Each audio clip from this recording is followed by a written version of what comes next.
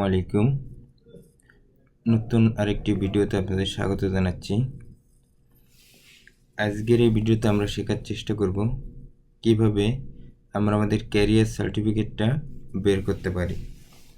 Career সার্টিফিকেটটা বের করার জন্য আপনারা আপনাদের যে কোনো ব্রাউজার থেকে সার্চ করবেন eps.go.kr।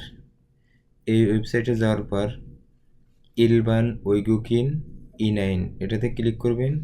করার পর ওইগুকিন লগইনে ক্লিক করে আপনারা আপনাদের ইপিএস আইডি এবং যে পাসওয়ার্ড আছে সেটা দিয়ে লগ ইন করবেন। আমি লগ ইন করে নিয়েছি। লগ ইন করার পর একটু স্ক্রল করে নিচের দিকে আসবেন। আসার পরে দেখেন এখানে লেখা আছে কিয়ংরিয়ক জুংমিয়ংস সুল্যক।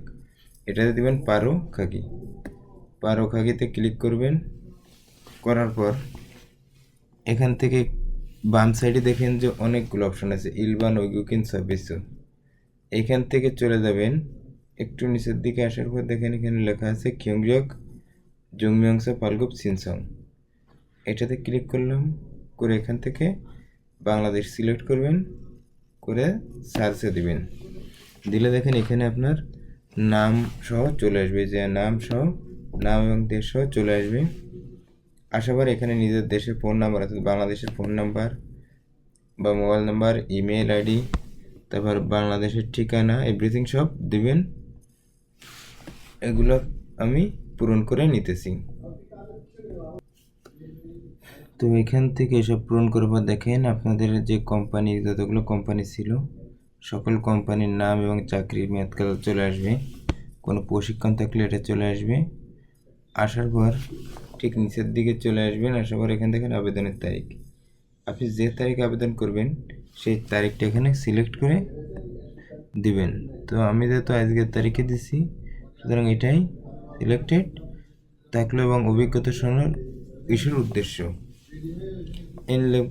যে কোনো কারণ লিখে দেবো এখানে পার্সোনাল ইউজ। ওকে, এটা লিখে আবেদনে ক্লিক করবেন। ওকে, সাকসেস।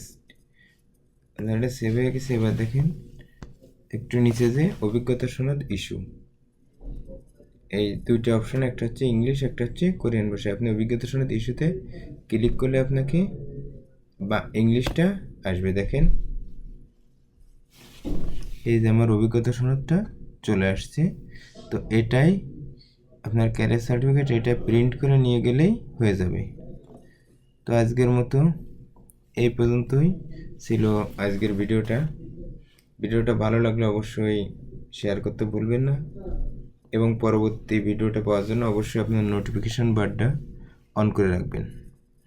ধন্যবাদ সাথে থাকার জন্য। ভালো থাকবেন, সুস্থ থাকবেন। আল্লাহ হাফেজ।